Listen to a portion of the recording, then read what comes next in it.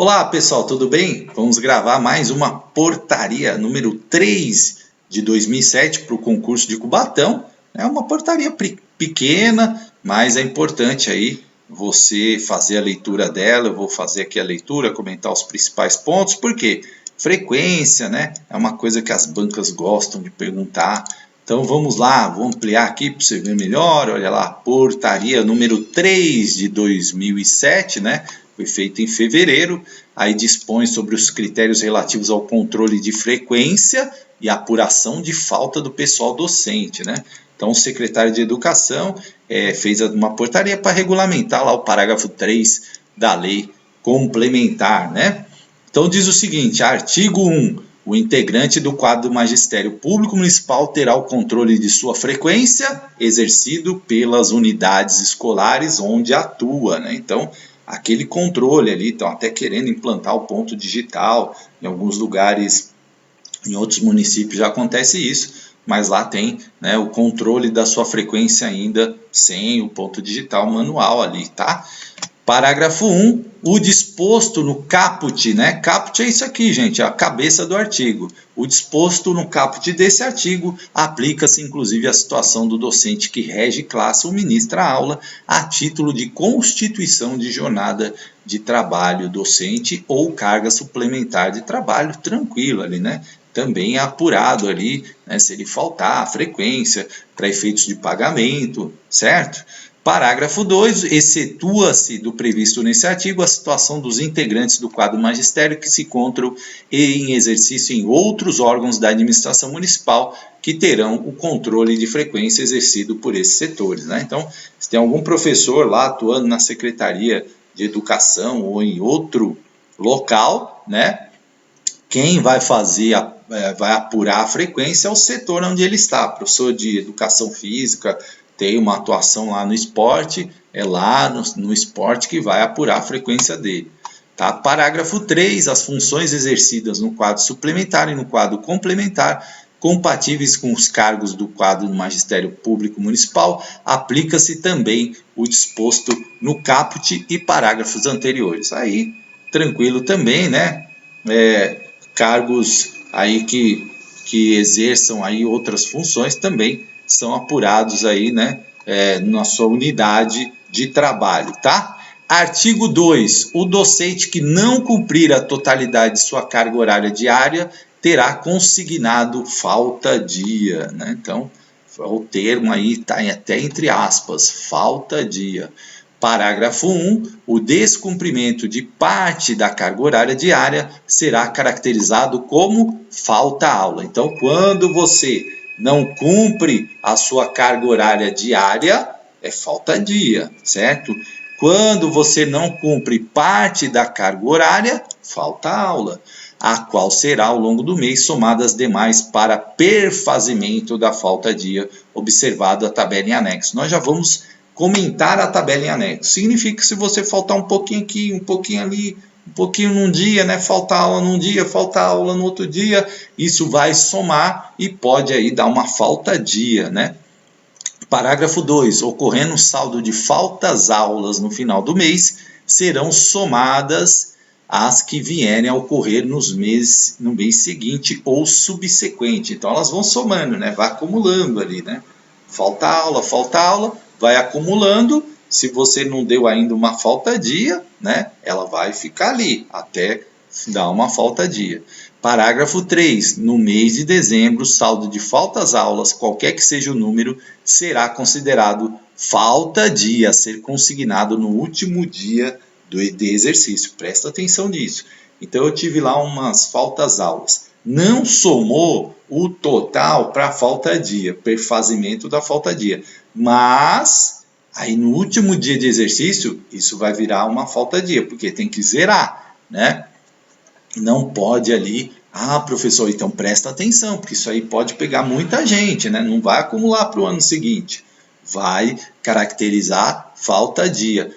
Mas eu faltei uma aula, vou ficar lá com saldo 2 aulas, saldo faltas aula. No final do ano, o que vai acontecer? Aquilo vai virar uma falta dia, certo? Então precisa prestar bem atenção nisso. Parágrafo 4, além do que disciplina o Decreto Municipal 5984 de 90, será admitido no registro ponto do integrante da carreira de magistério um período de tolerância em atraso de no máximo 15 minutos. Isso as bancas adoram, gente. Números, prazos, né? Datas, porque a banca adora fazer essa pergunta. De acordo, né, com a portaria 3 de 2007, né? É admitido um período de tolerância em atraso, aí coloca 15, 20, né? Olha só, mas é no máximo 15 minutos ou 3 atrasos de 5 minutos ao mês, tá? 3 atrasos de 5 minutos ao mês, devidamente justificados pela chefia imediata e sem prejuízo de vencimentos, tá? Um período, né, de tolerância em atraso de no máximo 15 minutos ou 3 atrasos de 5 minutos ao mês, sempre justificado pela chefia, sem prejuízo. É importante ser lembrado desses números para prova, porque as provas gostam de perguntar isso. Parágrafo 5. Atrasos superiores aos descritos no parágrafo anterior implicarão em atribuição de falta à aula. Então, se atrasou 20 minutos, 16 minutos, 17, né? É falta à aula, tá? Falta à aula. Artigo 3. A falta a dia de que trata o artigo anterior poderá ser abonada, né, nos termos da legislação vigente. Então, os docentes, eles têm lá as abonadas. Então, você pode abonar essa falta a dia, né? Tem direito aí a algumas abonadas aí, tá? Artigo 4. Docente que faltar injustificadamente o correspondente a 20% das aulas previstas para um mesmo mês, perderá as aulas da classe ou as classes respectivas, se estas integrarem a sua carga suplementar ou ampliação de jornada. Então, por exemplo, você tem a sua jornada, você pegou uma carga suplementar ou uma ampliação, e aí você falta 20% dessas aulas, você perde, né? Você perde essas aulas, tá? Então, sua jornada suplementar ou ampliação de jornada vai ser retirada e atribuída a outro professor se você faltar injustificadamente o correspondente a 20%. As bancas adoram isso. 20%, né? Lembra? Números. Então, olha lá, presta bem atenção. Você vai ouvir minha voz lá falando portaria 3 de 2007, o docente que faltar injustificadamente, o correspondente, aí tracinho, né? As aulas previstas, tal, perderá as aulas de classe jornal de acordo com o artigo 4 da portaria 3 de 2007. Aí eles colocam lá 20%, 30%, 18%, né? 15%. Aí você tem que saber, 20%.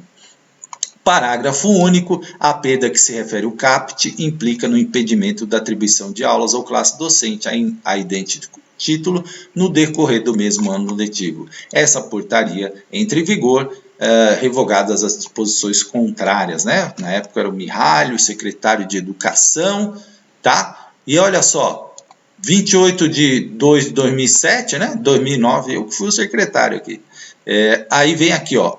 A carga horária a ser cumprida de 2 a 7 aulas, falta dia, uma aula. Se você faltar de 2 a 7 aulas, né, caracteriza aqui caracteriza uma aula, tá? 2 a 7 aulas, número de aulas não cumpridas que caracterizam falta dia, uma aula. De 8 a 10, 2 aulas, né? De 13 a 17, 3 aulas. De 18 a 20 2 aulas, né? 4 aulas. 23 a 27, 5 aulas. E 28 a 32, 6 aulas. Então, olha só, carga horária semanal a ser cumprida. Então, na unidade escolar, de 2 a 7 aulas, se você faltar uma, já caracterizou a falta dia. Se sua carga ali na unidade escolar é de 2 a 7 aulas, uma aula já é falta dia. De 8 a 12, 2 aulas caracteriza o falta dia. 13 a 17, 3 aulas caracteriza a falta dia, né? Ó, número de aulas não cumpridas que caracterizam falta dia. 18 a 22, 4 aulas. 23 a 27, 5 aulas. E 28 a 32, 6 aulas, tá? Então, dentro da unidade escolar, tá? Então, ó, presta bem atenção. É importante você saber essa tabelinha? Sim, né? E aqui vai uma dica, gente, ó, ela começa com 2 e 7, certo? 2 a 7. Aí, ó, o próximo, aí, ó, foi terrível, né? O próximo é de 8 a 12. Se você notar, ó, é sempre de 5, aqui foram 5 aulas, né? Aqui foram 4 aulas, depois aqui foram mais 4 aulas, depois aqui mais 4 aulas, depois aqui mais 4 aulas, depois aqui mais 4 aulas. Tem um padrãozinho, né? A primeira aqui que começa com a diferença de 2 e 7, 5, né? Aqui de 8 a 12, 4, aqui de 13 a 17, 4, né? De 18 a 22, 4, de 23 a 27, 4, certo? De 28 a 32, 4. Então, padrão 4 ali depois do primeiro. O primeiro é 5, depois é tudo 4. E aqui é uma progressão, né? Normal, 1, 2, 3, 4, 5, 6.